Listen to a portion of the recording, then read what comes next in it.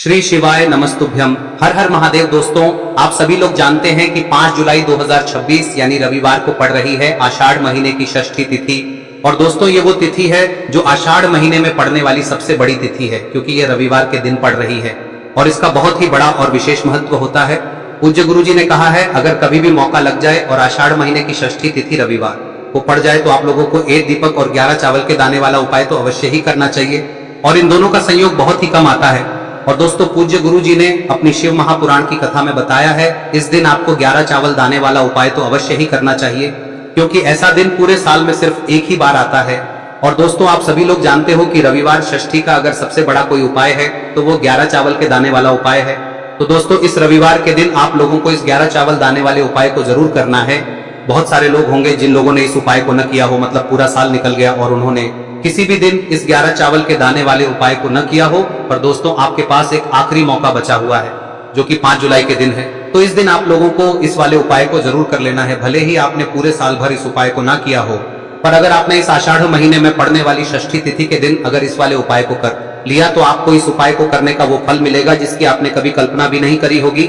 इसीलिए आप लोग इस वाले उपाय को एक बार जरूर कर लेना, ताकि आप लोगों के हाथ से यह मौका ना जा सके और आपको इस उपाय को करने का फल मिल सके।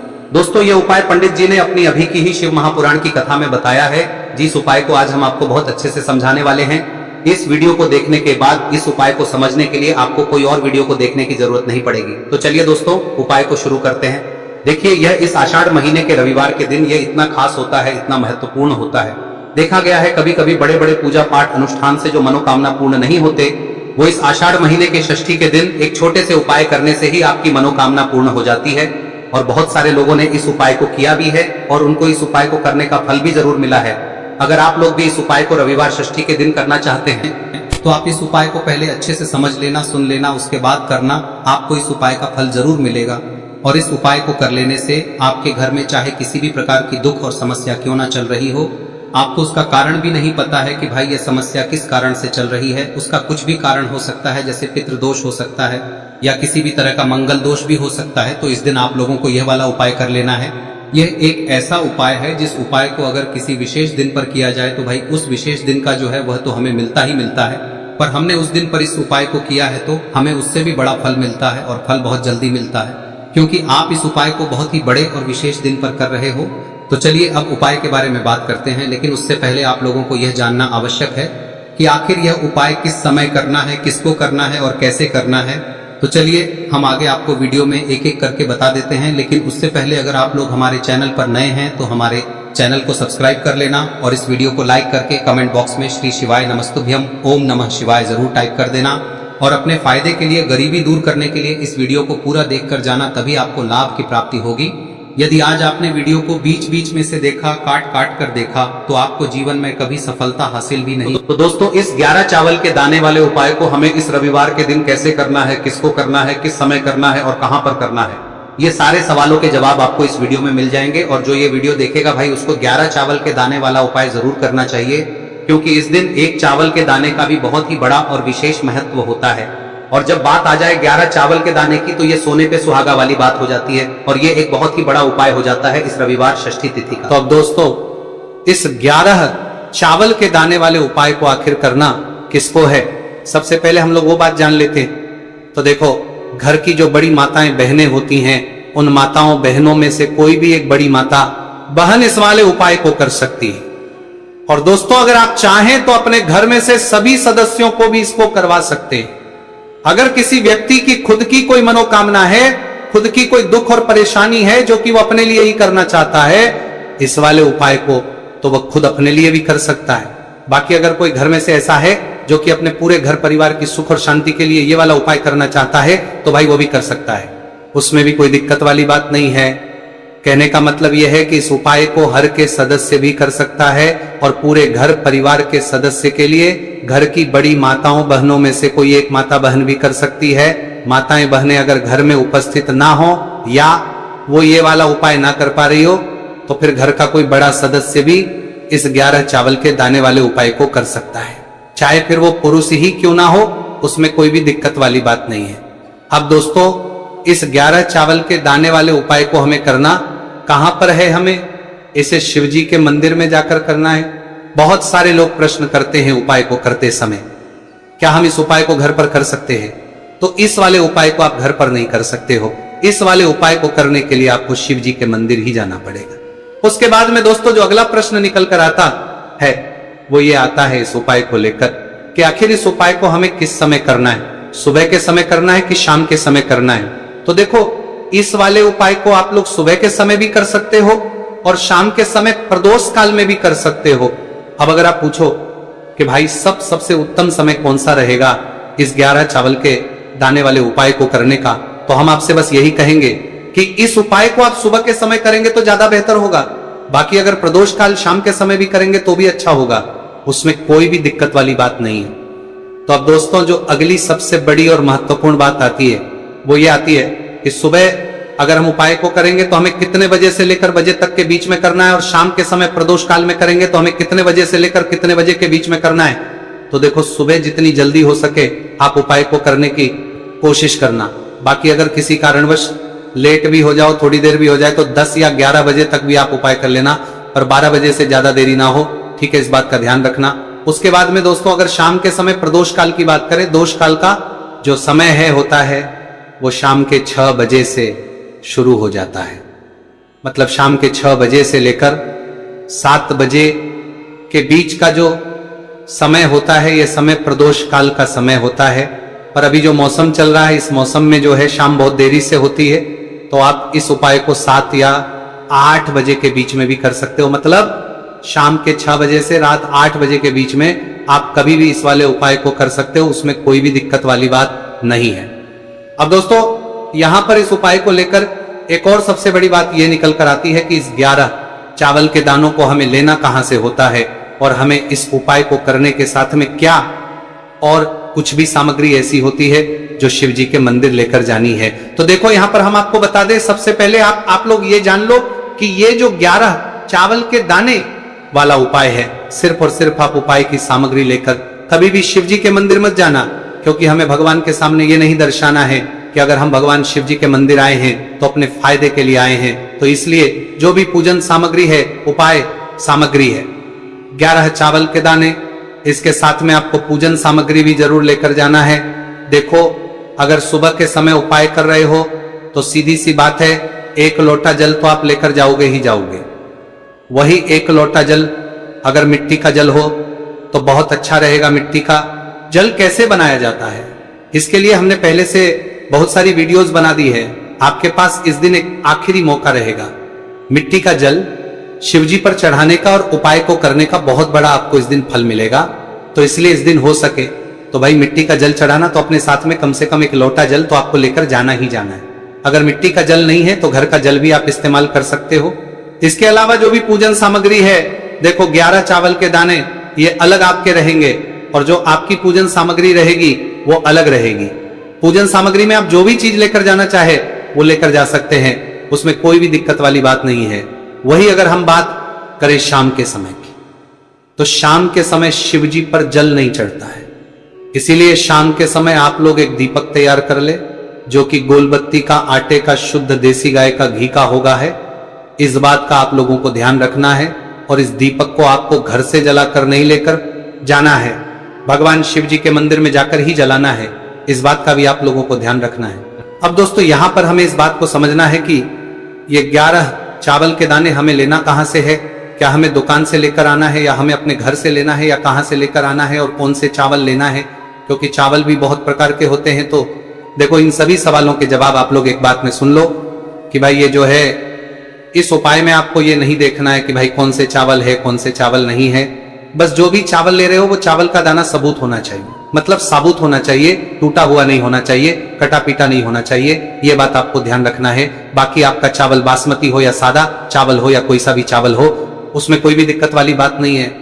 तो सीधी सी बात है कि आपके घर के रसोई घर में जहां पर आप भोजन बनाते हो, वहां पर जो भी चावल आपके उपस्थित हो, उन चावलों में से अपनी 1 कटोरी लेना या 1 मुट्ठी चावल अलग से निकाल कर रख लेना, क्योंकि हम 11 चावल ही यहाँ पर इस उपाय में लेने वाले हैं। तो हमें ये चावल के दाने गिनकर निकालने पर डटेंगे। इस बात का आप लोगों को ध्यान रखना है। तो अपने उस चावल की कटोरी में से या चावल में से 11 ऐसे चावल के दाने आप लोग निकाल लो जो कि टूटे हुए ना हो, कट्टे पीटे ना हो, जिनमें कोई दाग ना लगा हुआ हो, है ना। अच्छे साबुत चावल के दाने 11 दाने आप लोग निकाल कर रख लो और इन किसी भी एक कागज की पुड़िया में या किसी एक छोटी सी कटोरी में आप लोग रख लो, ताकि यह सुरक्षित रहे, आपके एक भी चावल का दाना इधर उधर ना हो और आपका उपाय भी पूरा अच्छे से हो जाए।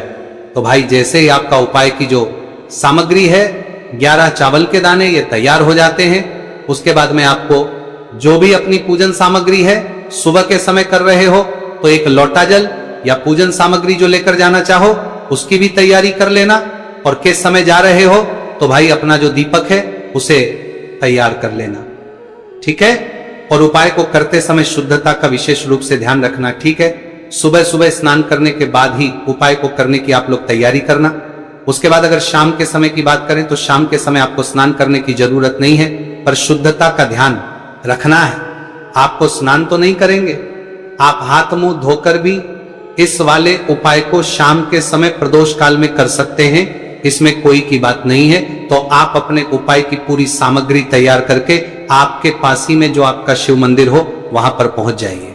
सबसे पहले शिव मंदिर में जाकर आप लोगों को उपाय नहीं करना है, पहले भगवान के दर्शन करना है, भगवान से आशीर्वाद प्राप्त करना है, फिर शिव जी की शिवलिंग के पास में आना है। शिवलिंग के पास में आने के बाद आप जो पूजन सामग्री लेकर आए हुए हैं, जैसे कि सुबह गए हुए होंगे तो एक लोटा जल और जो भी पूजन लेकर आए हैं आप उनसे भगवान शिव जी की पूजन कीजिए। सबसे पहले तो एक लोटा जल ही चढ़ेगा, उसके बाद में आपकी पूजन सामग्री चढ़ेगी। उसके बाद में अगर दोस्तों शाम के समय अगर आप इस उपाय को कर रहे हो तो अपने साथ में कम से कम एक जो दीपक है गोलबाती का जो आप अपने साथ में लेकर गए हो, उस दीपक को मंदिर में जाकर अपनी माचिस से जलाना है और उस दीपक को शिवलिंग के पास में रखना है, ठीक है। इस दीपकों के बाद ही आप लोगों को अपना ये वाला उपाय शुरू करना है, और दीपक को ज्यादा पास में मत रखना, वैसे भी गर्मी पड़ रही है, भगवान शिव जी को आंच नहीं लगनी चाहिए, है ना। तो भाई जैसे ही आपकी पूजा अर्चना हो जाती है आप भगवान शिव जी को प्रसन्न कर लेते हैं। उसके बाद में शिवलिंग के पास ही में आप कहीं पर बैठ जाइए, सामने या आसपास जिस जगह पर आपको बैठना हो वहां पर बैठ जाइए और अपने वो 11 चावल के दाने अपने सामने निकाल कर रख लीजिए, क्योंकि अब यहां पर करने की आपको तैयारी करना है। और इस तरीके से जब आप उपाय करेंगे पूजन सामग्री करने के बाद, पूजन अर्चना करने के बाद, तो आपको उपाय का फल बहुत जल्दी और बहुत बढ़ा होकर मिलेगा। तो अपने 11 चावल के दाने अपने सामने निकाल कर रख लेना, और ये जो उपाय है ये आपकी सीधे हाथ की हथेली से होगा, इसलिए इस बात का भी विशेष रूप से ध्यान रखना है। तो सीधे हाथ की हथेली का प्रयोग करके ही आप लोग अपना इस वाले उपाय को करना। अपने सामने जो भी आपकी कागज की पुड्डियां हैं उसको रख लो, या कटोरी है तो भाई उसे अपने सामने रख लो और अपने वो 11 चावल के दाने निकाल लो, ठीक है। उसके बाद में दोस्तों अब आपको क्या करना है कि शिवलिंग आपके सामने होगी, तो आपने वो 11 चावल के दाने एक एक करके आपको शिव जी के शिवलिंग के ऊपर चढ़ाना है। कहां पर चढ़ाना है? शिवलिंग के ऊपर चढ़ाना है, और कहीं पर भी नहीं चढ़ाना है, आपको अपने हथेली से शिवलिंग के ऊपर चढ़ना है। भले ही फिर वो अपने आप जलाधारी पर गिर जाए या मतलब वहीं पर गिर जाए, उसमें कोई दिक्कत वाली बात नहीं है, पर आप चढ़ाओ शिवलिंग के ऊपर ही। तो आपको क्या करना है, अपना पहला चावल उठाना है, श्री शिवाय नमस्तुभयम बोलना है और शिवलिंग पर चढ़ा देना है। इसी तरीके से दूसरा चावल का दाना उठा है, शिवलिंग पर चढ़ाना है और मंत्र बोल देना है, और फिर तीसरा चावल का दाना उठाना है, श्री शिवाय नमस्तुभयम बोलना है और चढ़ा देना है। इसी प्रकार से आपको पूरे 11 चावल के दाने एक एक करके शिवजी के शिवलिंग के ऊपर चढ़ाना है और भगवान से प्रार्थना करते जाना है। मतलब प्रार्थना तो आपको आखिरी में करना है, पर हर एक के दाने को चढ़ाते समय श्री शिवाय नमस्तु भयम जरूर बोलना है।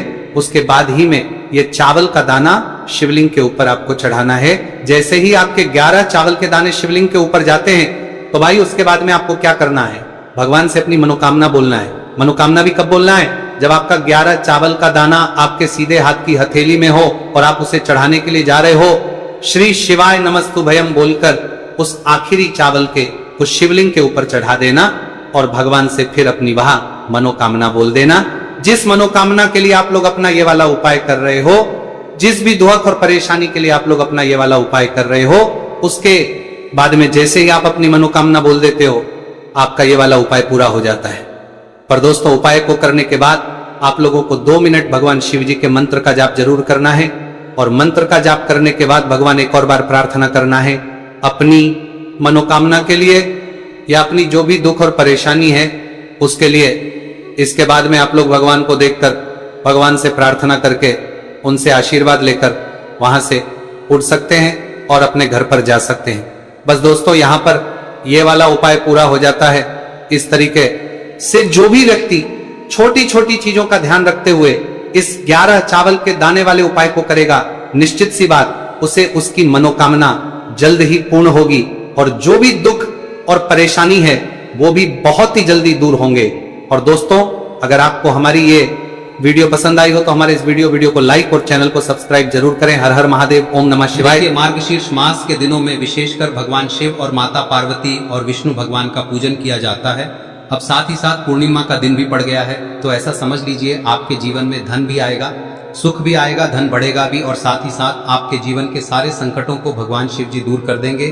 तो चलिए सबसे पहले बात कर लेते हैं सबसे पहले उपाय की, जो कि गुरुवार वाले दिन आपको विशेषकर करना है। और इस उपाय को करने से आपकी कोई भी ऐसी इच्छा, कोई भी विश जो अभी तक अधूरी है, पूरी नहीं हो रही है, तो आपकी बड़ी से बड़ी विश और मनोकामना भी पूरी हो जाती है जब आप गुरुवार पूर्णिमा वाले दिन इस पहले उपाय को कर लेते हैं। तो देखिए आप सभी जानते हैं कि श्री हरि विष्णु जो है उन्हें तुलसी दल सबसे प्रिय है। बिना तुलसी माता के श्री हरि विष्णु अधूरे हैं और बिना तुलसी पत्तों के श्री हरि विष्णु का भोग अधूरा है। अब श्री हरि विष्णु को प्रसन्न करके आप अपनी किसी भी मनोकामना को पूरा कर सकते हैं, क्योंकि श्री हरि विष्णु प्रसन्न हो गए तो आपकी कोई भी विश और इच्छा मनोकामना अधूरी नहीं रहेंगी।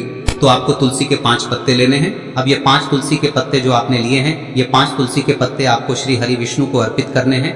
अपने घर के मंदिर में ही ठीक है, ऐसा आपको करना है। आपके घर में श्री हरि विष्णु की कोई मूर्ति है, प्रतिमा है, वहां पर यह 5 तुलसी के पत्ते आप रखें और साथ ही साथ एक देसी घी का दीपक गोल बाती का आपको लगाना है और ओम नमो भगवते वासुदेवाय नमः इस मंत्र का आपको 11 बार जप करना है। देखो मंत्र कौन सा है, ओम नमो भगवते वासुदेवाय नमः, और फिर श्री हरि विष्णु से अपनी विश, अपनी इच्छा, अपनी मनोकामना कह देना और फिर देखना आपकी विश और इच्छा, जो भी आपकी मनोकामना है, जो भी अपने जीवन में आपको चाहिए। अगर निर्धनता बहुत है, आप अपने घर से गरीबी को दूर करना चाहते हैं, या फिर धन आपका बढ़ता नहीं है, आप चाहते हैं कि आपका धन बढ़े, या फिर आपके घर में फिजूल खर्ची बहुत होती है, पैसा आपके पास नहीं रुकता है, आप चाहते हैं कि पैसा आपके पास रुके, या फिर घर में कोई व्यक्ति ऐसा है जो बहुत बीमार रहता है, या फिर किसी का विवाह नहीं हो पा रहा है, तो जो भी आपकी इच्छा है, जो भी आपके विश है, बस एक बार श्री हरि विष्णु से कह दे। दिन है, साथ ही 7 साल का सबसे बड़ा दिन है। यह दिन इतना उत्तम है कि जो आप श्री हरि विष्णु से मांग लेंगे, जो उनसे कह देंगे, वह आपकी विश, आपकी मनोकामना को बहुत जल्दी पूरा कर देंगे। तो यह पहला उपाय है। चलिए बात करते हैं दूसरे उपाय की। देखो, यदि आपके जीवन में आर्थिक संकट बहुत अधिक हो रहे हैं, धन की समस्या लगातार जीवन में बनी हुई है, एक एक रुपयों को प्राप्त करने के लिए आपको बहुत अधिक मेहनत कर रहे हैं, तो आज रात्रि में सोने से पहले आपको हो यह चमत्कारी दीपक का उपाय अवश्य करना है। या फिर यदि आपका जो व्यापार है